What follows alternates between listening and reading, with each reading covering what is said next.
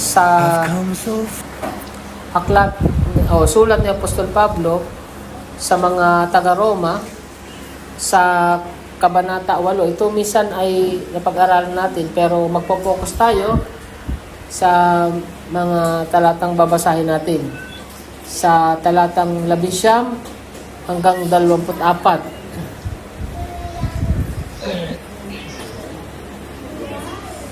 Sapagkat ang buong nilikha ay sabik na naghihintay sa darating na araw kung kailan ihahayag ng Diyos kung sino talaga ang kanyang mga anak. Labag man sa kalooban nito, ang buong nilikha ay isinailalim sa sumpa ng Diyos. Ngunit may pananabik na pag-asa. Ang nilikha ay umaasa sa araw kung kailan ito makakasama ng mga anak ng Diyos sa malulahating kalayaan mula sa kamatayan at pagkasira.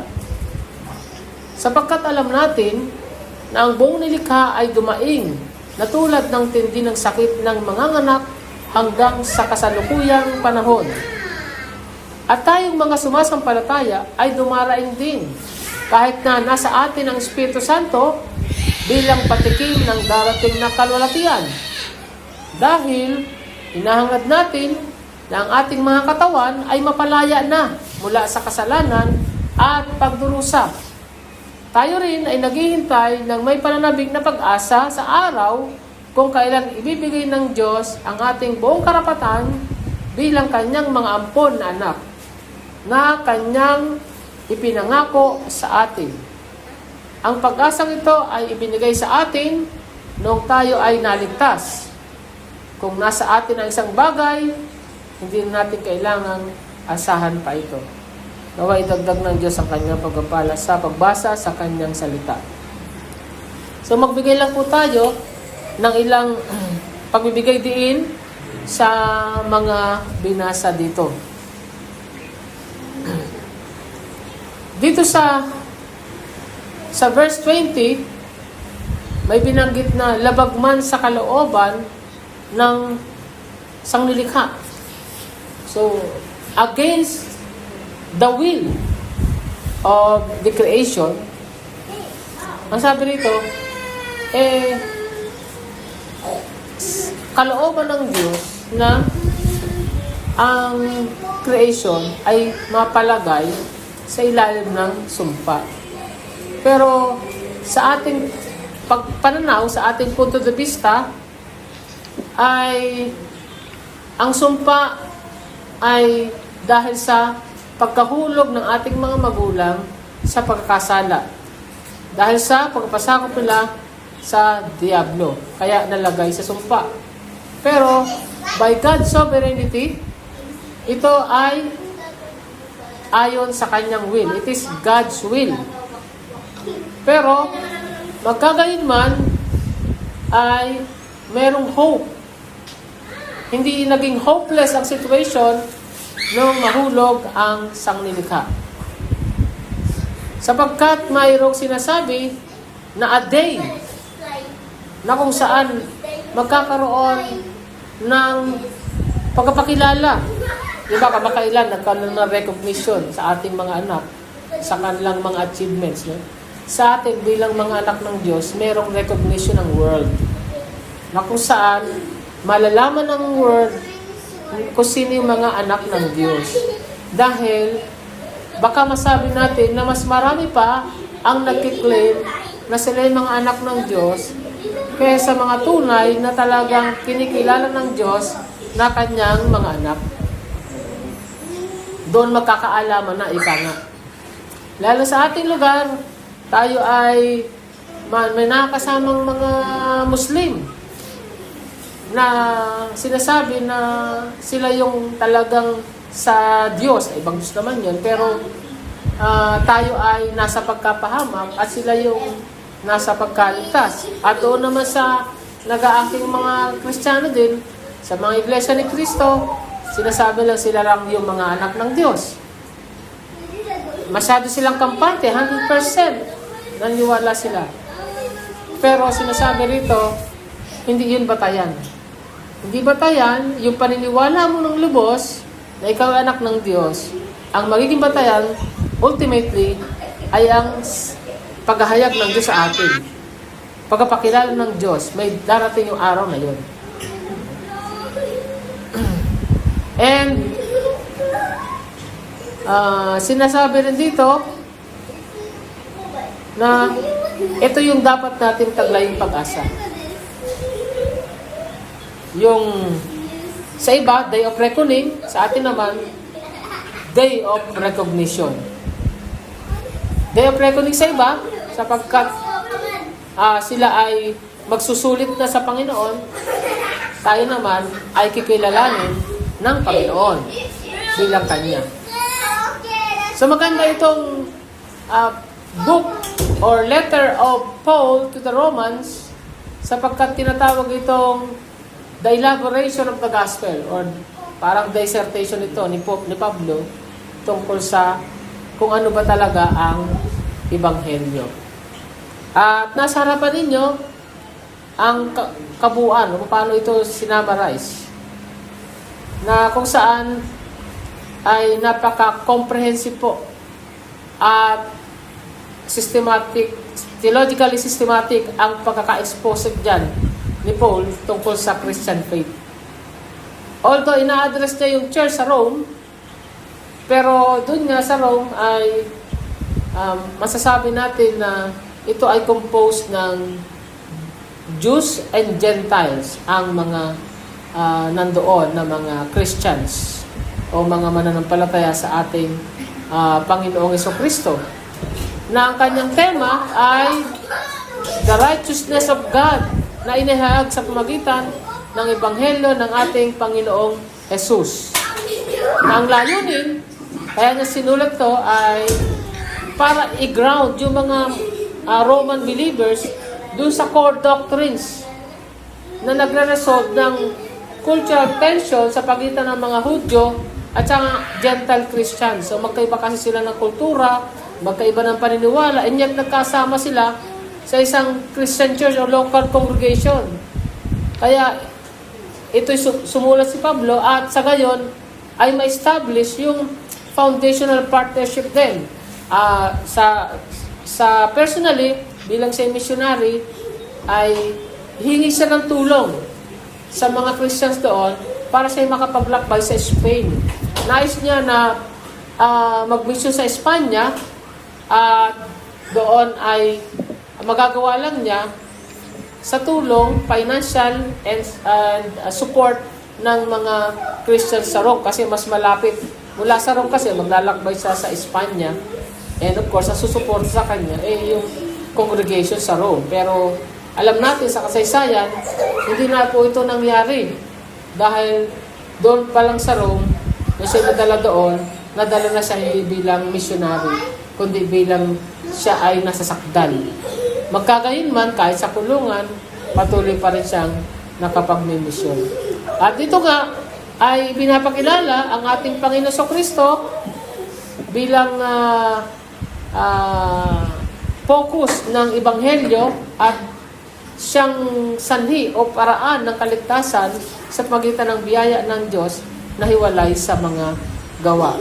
At ang main points po nito ay yung universality ng human sinfulness at yung pag-aaring ganap sa tao o pagtuturing sa kanya bilang matuwid o walang kasalanan sa pagitan lamang ng biyaya na dinadaan sa pananampalataya at pagpapabanal.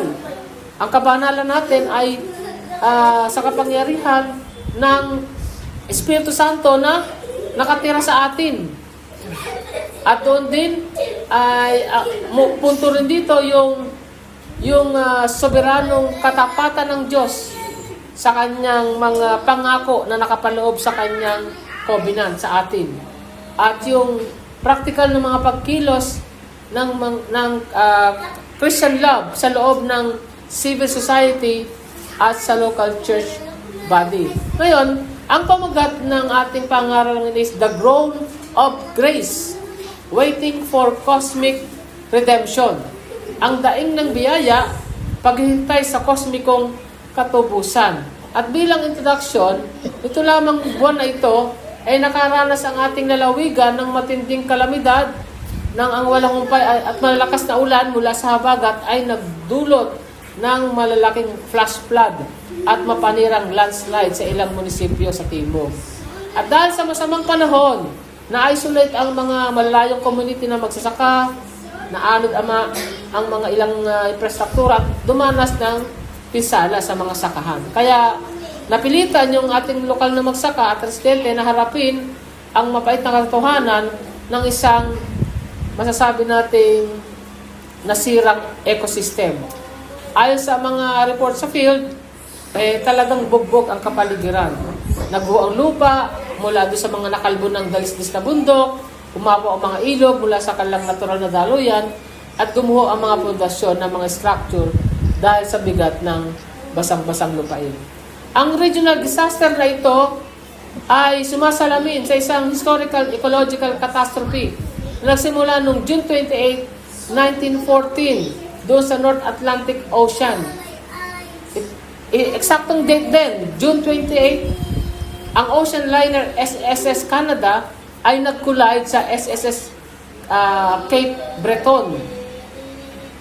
Ito ay dahil sa gitna ng makapal at nakabubulag na fog na nagdulot ng agarang structural failure at nagpababa sa dalawang barko sa kalaliman ng dagat. Nahulog sila doon, nalunod ikangan.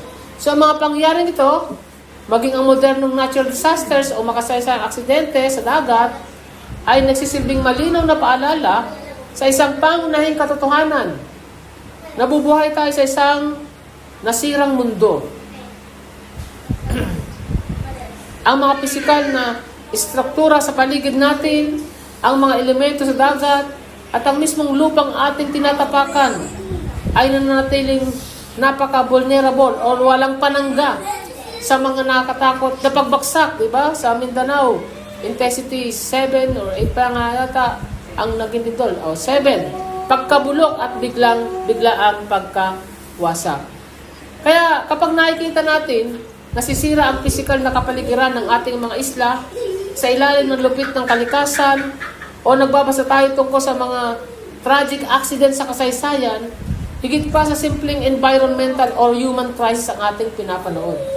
Nasasaksihan natin ang tinutukoy ni Apostle Paul na matinding pagdaing ng isang pisikal na universo na talagang broken. Ang mga structural collapse sa ating mga probinsya, ang mga historic shipwreck sa ating mga karagatan ay mga pisikal na patunay ng isang spiritual na katotohanan. Ang buong cosmos ay kasalukuyang nakatali sa estado ng pagkabulok at decay. Gayunpaman, inihayag ng kasulatan na ang masakit na katotohanan ito ay hindi isang permanenteng dead end, kundi ang mga hapdi ng panganak ng isang parating at malulhating transformasyon. At muli balikan natin yung talata. And we believers also groan. Kaya yung pamagat ng ating sermon, groan.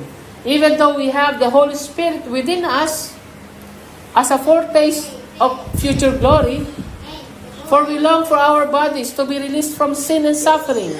We too wait with eager hope for the day when God will give us our full rights as His adopted children, including the new bodies He has promised us. We were given this hope when we were saved. If we already have something, we don't need to hope for it. So ito po yung ating main text, yung verses 23 and 24. Diyan po tayo magpapalawak ng ating pag-aaral. Ang mga verses na ito, bahagi po yan ng diskurso ni Pablo tungkol sa kaibahan ng kasalukuyang mga pagdurusa sa darating na kalwalatian. Gumagamit si Paul ng mga terminong kosmiko para ipaliwanag na ang material na mundo ay may mga structural destiny na mahigpit na nakakonekta sa spiritual destiny ng taong tinubos na ng Diyos. So gumagamit ang ating verse ng isang tiyak at may tatlong bahaging pattern ng pagdaing. Una, dumaraing ang buong nilikha ayon sa verse 22. Dumaraing ang mga mananampalataya. ayon sa verse 23. At dumaraing ang Espiritu Santo ayon sa verse 26. Ang grammatical na structure na yan ay nagbabago mula sa hindi kusang pagkasailalim ng material na mundo tungo sa kusang loob at may pag-asang pagtitiis ng Christian community. So it's about pagtitiis or suffering. Ngayon, ang teksto ay naglalatag ng isang matatag na biblical na worldview patungkol sa pisikal na nilikha at sa pagdurusa ng tao.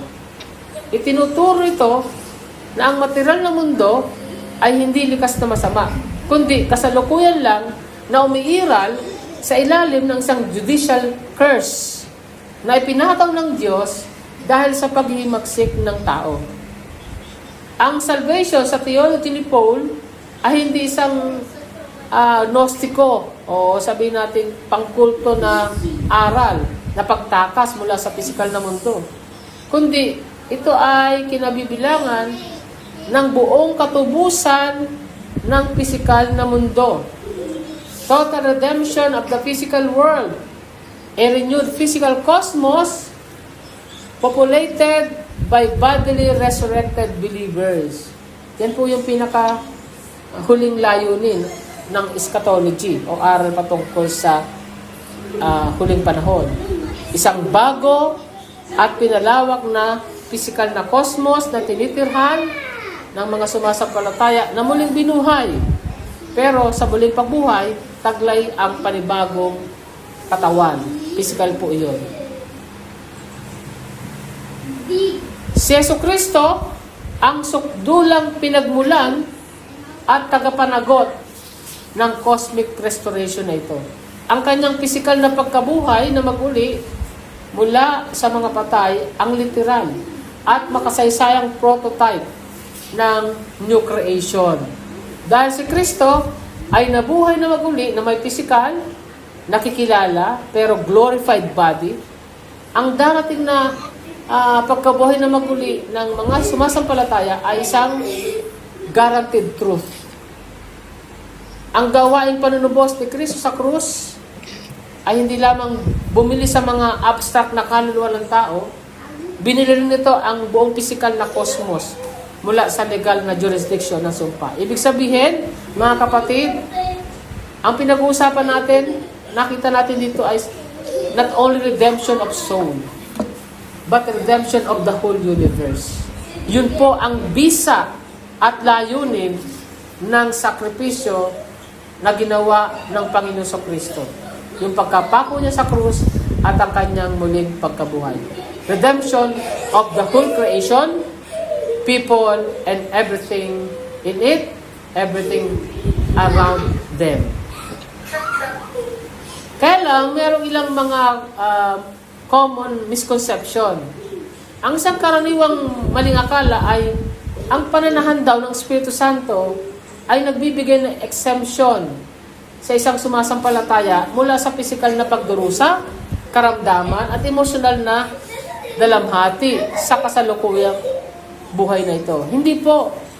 Tahasang pinabubulaanan ni Paul sa pagitan ng pagpahayag na ang mga nagtataglay ng mga first fruits ng Spirit, sila po yung mismong mga dumaraing within them sa kanilang sarili. Ang pananatili ng Espiritu ay hindi nag-aalis ng ating kasalukuyang kirot. Sa halip, pinapatindi nito ang ating kamalayan sa agwat sa pagitan ng ating kasalukuyang sirang kalagayan at ng ating darating na glorified na kondisyon. The presence of the Spirit does not eliminate our current pain, rather, it intensifies our awareness of the gap between our current broken state and our future glorified condition. Kaya nga, pinag-iingat tayo sa pagkahulog sa patibong ng isang mababaw na prosperity theology na humihingi ng kabuang pisikal na kaginawahan at perpektong kalusugan sa kasalukuyang panahong ito.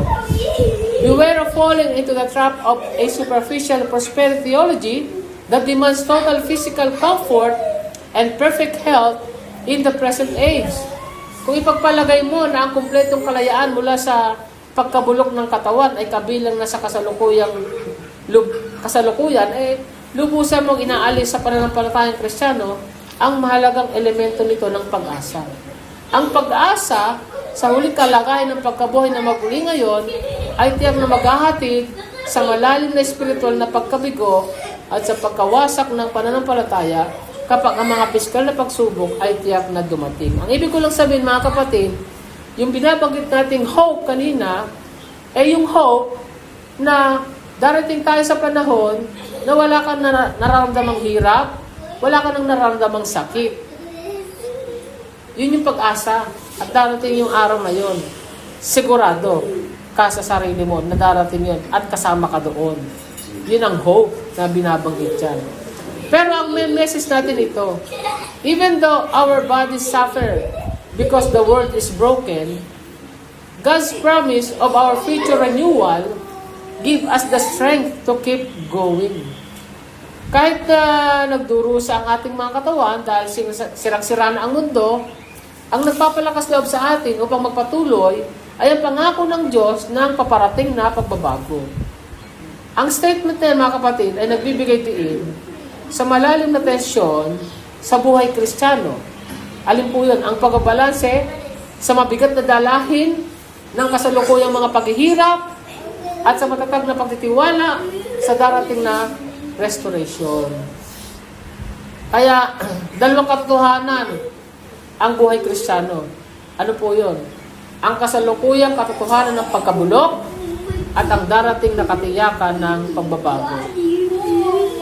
Ngayon, para lubos nating maunawaan kung paano kumikilos ang dalawang katotohanan ito ng kasalukuyang pagdaing at darating na kalulatian sa buhay ng sumasampalataya, dapat natin tingnan ng direkta ang ating pangunahing teksto at itanong ang isang mahalagang katanungan. Ano po yun?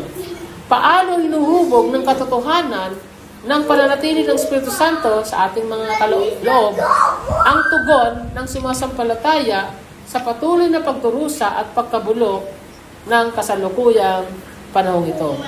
At dalawa po ang sagot sa atin. Una, the Spirit's presence causes us to grow inwardly. Ang pananatili ng Espiritu Santo ay nagiging sanhi para tayo ay dumaraing sa loob ng ating sarili habang naranasan natin ang matinding tensyon sa pagitan ng ating kasalukuyang pisikal na kahinaan at ng ating garantisadong darating na katubusan ng katawan. At pangalawa, the Spirit's presence causes us to wait expectantly. Ang pananatili ng Espiritu ay nagiging sanhi upang tayo maghintay ng may pananabik habang nanggagapos ang ating kaluluwa sa isang nagliligtas na pag-asa na tumitingin ng higit pa sa nakikita tungo sa tiyak na katuparan ng ating pagkukup or adoption. Muli tingnan natin ang sinasabi sa ating talata. At sabi dyan, not only that, but we ourselves who have the first fruits of the Spirit grown inwardly as we wait eagerly for our adoption as sons, the redemption of our bodies. So dyan sa binasa natin, yung Greek word na translate as grown ay estenadso.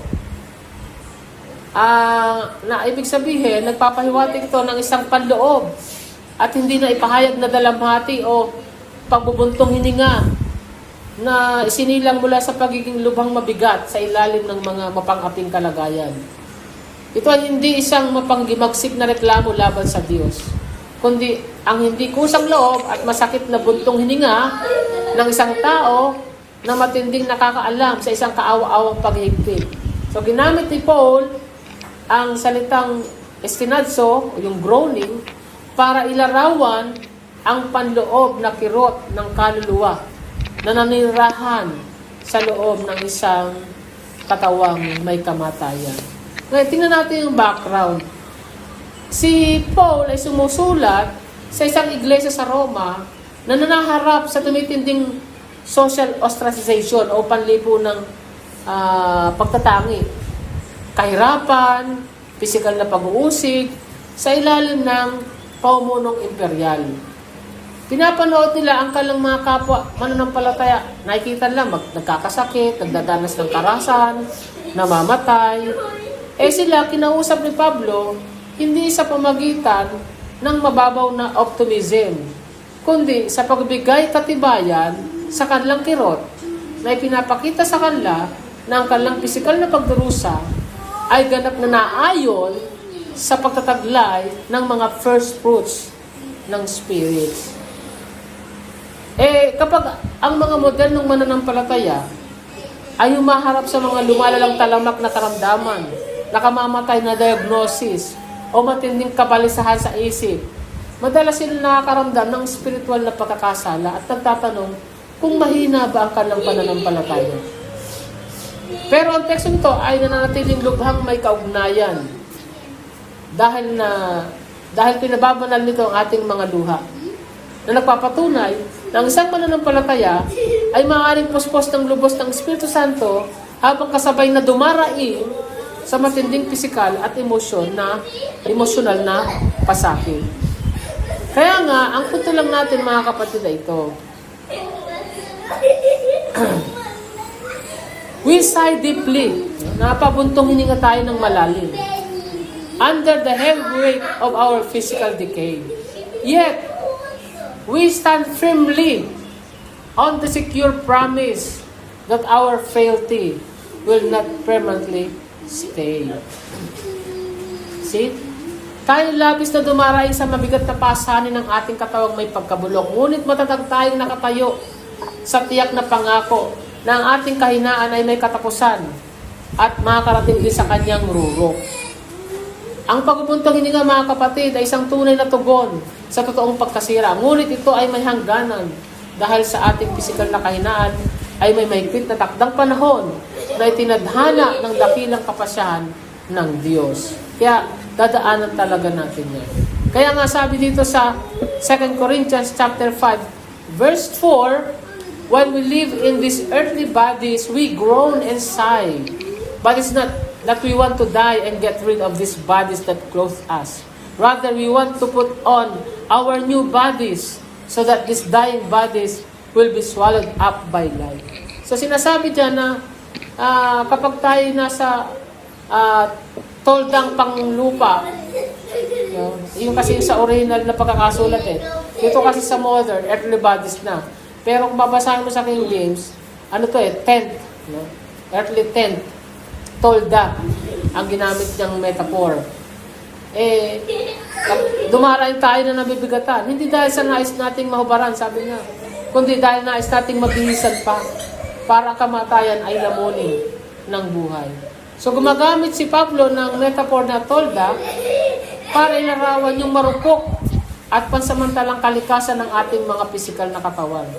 Yung pagdaing na binanggit dito ay hindi isang mapagpakamatay na pagnanais na takasan ng ating pisikal na existence, kundi isang makalangit na paghahangad ng ating pisikal na kalikasan ay mabago at permanenteng mapuspos ng banal at walang kamatayang buhay. Kaya yung ating pagdaing, yung ating pag-iyak, dahil sa matinding sakit o sa isang talamak na karamdaman, hindi po yan tanda ng kawalan ng pananampalataya.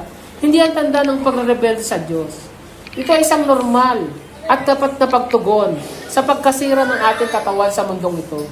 Hindi natin hinahangad ang kamatayan para takasan ng hirap, kundi hinahangad natin ang pagdating ng isang bagong katawan na walang kapaguran at puspos ng buhay ng Diyos. Sa makatwid, hindi mainam na makaramdam ng espiritual na pagkakasala kapag ikaw ay nahihirapan.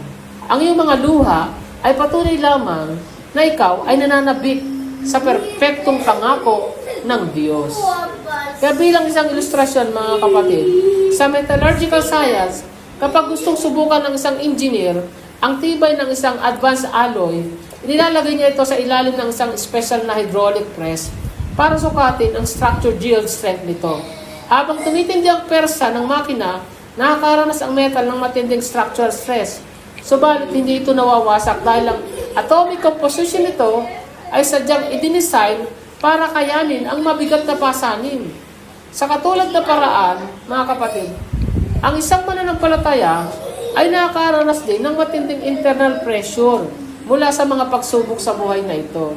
Pero, yung pananahan ng Espiritu Santo sa kanyang kalooban, ang pumipigil sa structural failure. Kaya nagagawa ng ating mga sarili na mayuko sa gitna ng paghati nang hindi nawawasak sa kawalan ng pag-asa. Kaya ang hamon sa atin, ahayaan mo ba na ang iyong pagdurusa ay maglapit sa iyo sa Espiritu Santo? O maging dahilan ito para magtanim ka ng pait laban sa Diyos? Will you let your suffering draw you closer to the Holy Spirit? Or will it make you bitter toward God? Bilang isang sample, may isang middle-aged woman na gumugol ng ilang dekada sa masigasig na paglilingkod sa kanyang lokal na community sa church. Pero biglang na-diagnose na meron pala siya isang degenerative disease at hindi na talaga niya magkakaya ng neurological condition. Habang lumilipas sa mga buwan, nakita niya ang kanyang sarili nakaratay na lamang sa kama. Pinapanood ang pagkawala ng kanyang kakayahang kumilos at hindi man lang makahawak ng ballpen o makaupo ng walang tulong. Nakahiga siyang gising sa mga tahimik na oras ng gabi sa isang malamlam na silid.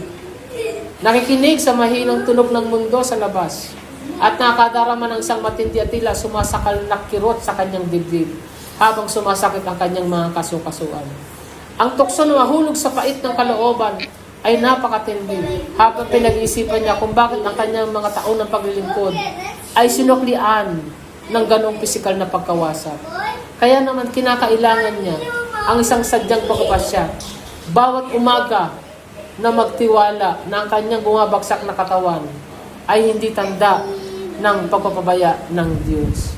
So maraming ganyan nakakaranas na talagang hindi mailarawang sakit pero patuloy na nagtitiwala sa Panginoong Diyos. At hindi spare dyan ang tao ng Diyos o kahit mangaral pa ng Diyos. In fact, ang kilalang Prince of Preacher na si Charles Spurgeon ay nakaranas din ng ganyan. Sa mas malaking bahagi ng kanyang napakalawak na ministering pastoral sa London, nagtiis si Spurgeon ng matinding sumpong ng talamak na gout, Brice disease, at malubhang clinical depression na madalas na nag-iiwan sa kanyang nakaratay sa kama sa loob ng ilang linggo. Tumitindig siya sa kanyang pulpito na umiiyak dahil sa matinding pisikal na sakit habang dumaraing sa ilalim ng bigat ng isang naghihingalong katawan habang ipinapangaral ang maluwalhating katotohanan ng kasulatan sa libu-libong tao. Hindi tinuring ni Spurgeon ang kanyang mga pisikal na karamdaman bilang kawalan ng pananampalataya, kundi tahasang itinuro ng kanyang kahinaan sa katawan as ang mismong pandayan kung saan hinubog ng Espiritu Santo ang kanyang katatagan sa ministeryo at pinatindi ang kanyang pananabik sa darating na kalagayan ng glorification. Kaya ito yung tinuturo sa atin.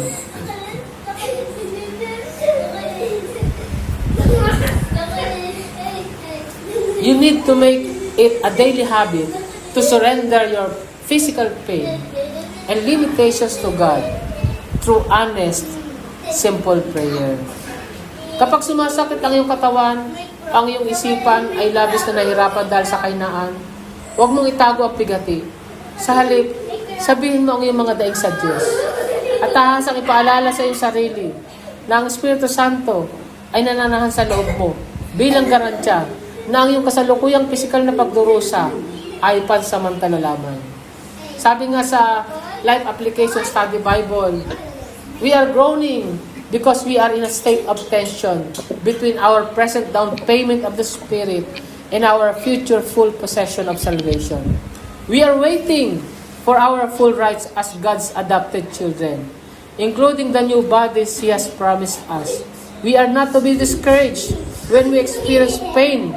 Rather, we should view it as a reminder of the ultimate redemption that is coming. So, dyan, sinasaad ng Life Application Study Bible na tayo daw dumaraing dahil tayo nasa kalagayan ng tensyon sa pagitan ng kasalukuyang paunang bayad ng Espiritu at ng ating darating na buong pag-aari ng kaligtasan. Naghihintay tayo sa ating buong karapatan bilang mga ampon anak ng Diyos, kabilang ang mga bagong katawan na ipinangako niya sa atin.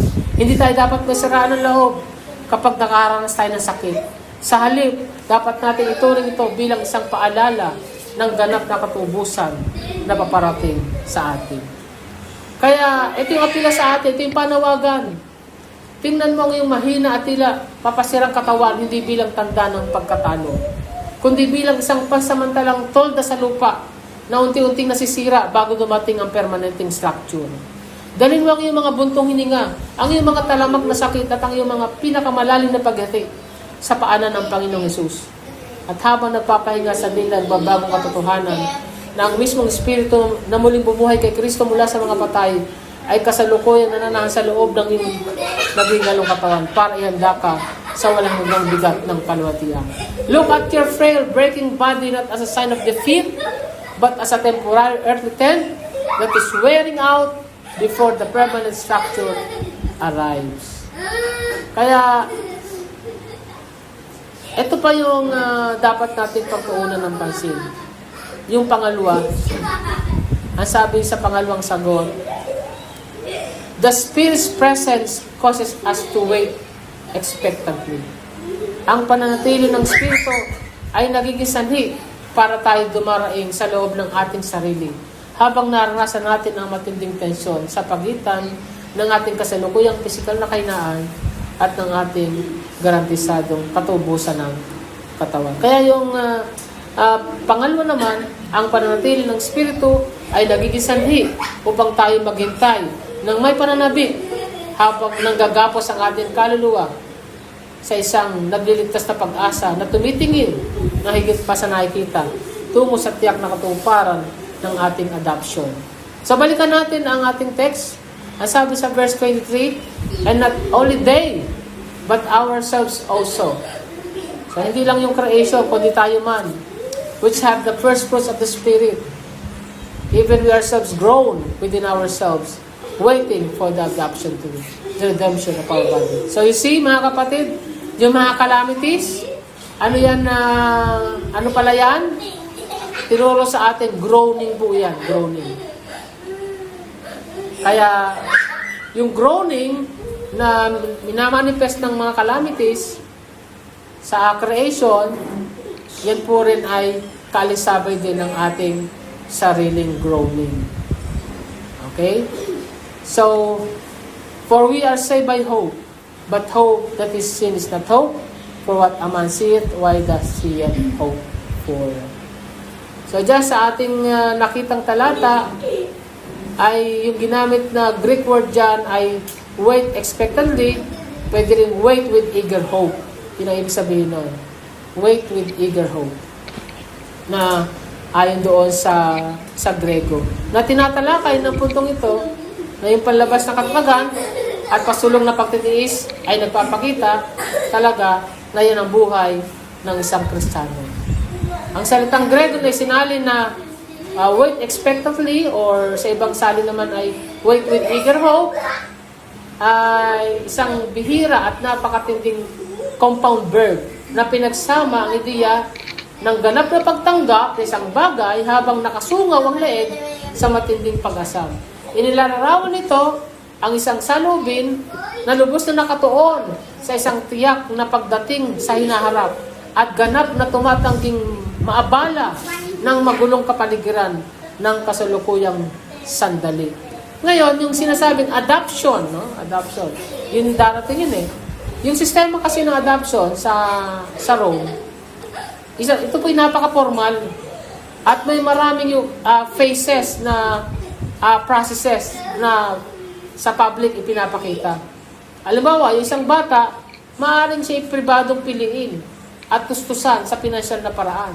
Pero wala siyang legal na security. Hanggat di niya nagaganap yung public ceremony sa harap ng magistrate na siya nagbibigay sa kanila ng buong karapatang sibil at mana. So, ginamit ni Paul yung legal na konseptong ito para ipakita sa iglesia sa Roma na bagamat sila ay spiritual na naampon, kasalukuyan sila naghihintay sa final at pang-public na ceremony. na nandun yung coronation. At yun po yung sa muling pagkabuhay ng kanilang mga kapatid. So, sa Day of Resurrection, yun po, yun, may ceremony para sa ating naghihintay. Okay? Full civil rights and inheritance. Anong relevance sa ating panahon? Sa isang mabilis na makabagong culture na pinatatakbo ng agarang kasiyahan, instant gratification, at yung bilis ay napaka-digital. Ang pagtitiis ay halos nagiging isang luma na o lipas ng virtue. Wala na yung ganong virtue, pagtitiis. Kaya yung tekstong ating ginagamit ay direkta na huusap sa ating makabagong kawalan ng kapayapaan sa pagitan ng pagpapaalala sa atin na ang pinakadakila at pinakamahalagang mga dimensyon ng ating kaligtasan ay sadyang ipinagpaliban na muna ng Diyos. Nangangailangan sa atin na magkaroon ng isang pangmatagalang theological na pagtitiis na kayang magbata sa loob ng mga dekada ng katahimikan sa lupa. Ang point of the matter, mga kapatid, ay ito. Our eyes do not focus on the temporary trials that we can see because our anchor is firmly fixed on the glorious, unseen reality of eternity. Ang ating focus, yung spiritual na paningin na nagtatakda ng ating kakayahan para sa pangmatagalang katatagan. Kung itutuon natin ang ating pansin sa mga nakikitang kapigatian, tayo ay matatalo. Ngunit kung susuriin natin ang katotohanan sa pagitan ng lente ng ating hindi nakikita at garantisadong mana, magkakaroon tayo ng isang hindi matitinag na katatagan. Kahit yung supporting verse, 2 Corinthians chapter 4, verse 18. So we don't look at the troubles we can see now. Rather, we look forward to what we cannot see. For the troubles we see will soon be over. But the joys to see will last forever. Kaya ang talatang ito ay nagpapatibay sa pangunahing sistema ng pag-asang Kristiyano.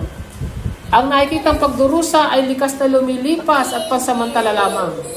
Samantalang ang mga hindi nakikitang pangako ng Diyos ay likas na permanente, na siyang gumagawa nito bilang tanging lohikal at safe na lugar para iangkla ang ating mga inaasahan. Parang bilang ilustrasyon, mga kapatid, sa civil engineering, kapag yung mga suspension bridge sa malalim na dagat ay itinatalaga sa mga mabuway at binabagyong daan ng tubig, hindi itinatalo ng mga engineer ang mga dambuhalang kable na nagdadala ng bigat sa ibabaw ng tubig o sa mga lumulutang na harang. Sa halip, ibinabaw nila ang malalaking posting bakal ng malalim sa daan-daang talampakan ng madilim na tubig at gumagalaw na putik hanggang sa mabaon at umangklang mga ito sa matigas na bedrock sa ilalim ng sahig na ang karagatan.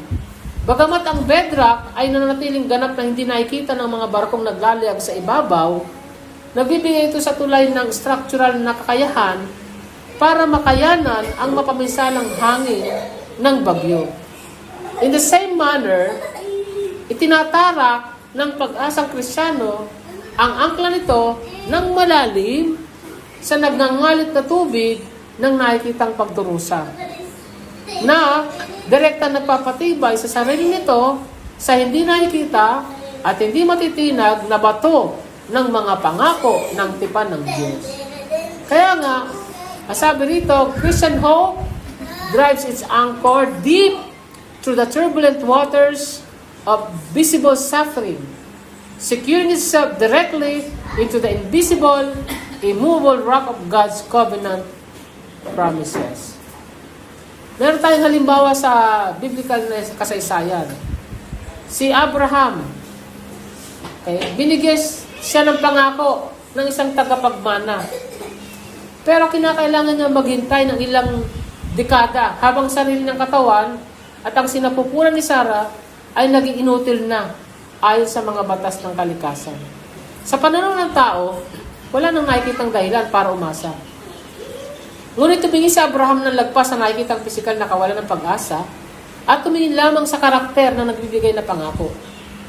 Ang kanyang pag-asa ay nakaangkla sa hindi nakikitang kapangyarihan ng Diyos, na siyang eksaktong posture na ipinag-uutos ni Pablo na ating sundin tungkol sa ating mga magiging katawan sa pagkabuhay na maguli. Kaya itong hamon sa atin, handa ka bang ipaubaya ng buong tiwala ang kabuuan ng iyong buhay sa isang hindi nakikitang pangako sa hinaharap, habang sadyang tinatanggihan ang pag-iwi ng iyong buong manas sa kasalukuyan? Are you willing to fully trust your life's path to an unseen future promise? Ito iniwan sa ating practical application. You must consciously audit your daily frustrations and anxieties to determine where your hope is truly anchored. Dapat mong sadyain suriin ang iyong mga pang-araw-araw na pagkadismaya at pagkabalisa para matukoy mo kung saan tunay na nakaangkla ang iyong pag-asa. Kapag nakita mo ang iyong sarili na nahuhulog sa kawalan ng pag-asa dahil sa kawalan ng katatagan sa pananalapi, pagkawalan ng relasyon, o pagtanda ng katawan, dapat mong aktibong sabihin ang mga katotohanan ng Roma 8 sa iyong kaluluwa, na pinipilit ang iyong isipan na lumayo sa agarang kakulangan na nakikita at ituon ang pansin sa iyong hindi matitinag na katayuan bilang isang ampon na anak ng Diyos. Kaya nga iting iniiwas sa atin ang conclusion. Though the heavy trials of this passing world break our fragile frame, our souls remain secure in the absolute power of Christ's reigning name. Ang implikasyon ito ay hindi dapat panghinaan tayo ng loob sa gitna ng pagdurusa. Dahil ang ating kaligtasan ay hindi nakadepende sa ating pisikal na katatagan o sa mga panandaliang kalagayan ng mundo. Sa halip, ang ating tunay na seguridad ay matatagpuan sa walang hanggang kapangyarihan ni Kristo na siya nagpapanatili sa atin kahit na tayo ay humihina o nagdurusa. Tayo po tumayo at manalangin. Panginoon, salamat po sa iyong mga pangako na hindi nagbabago habang hinihintay po namin ang aming lubos na pagkapalaya at ang pagtubo sa aming mga katawan. Tulungan mo po kaming huwag mawalan ng pag-asa sa gitna ng aming mga kasalukuyang kahinaan.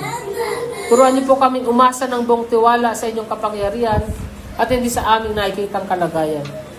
Naway ang aming pag-asa na nakabatay sa iyong katapatan ang maging angkla ng aming kaluluwa habang nagpapatuloy kami sa paglalakbay na ito. Sa pangalan ng Panginoon Kristo. Amen.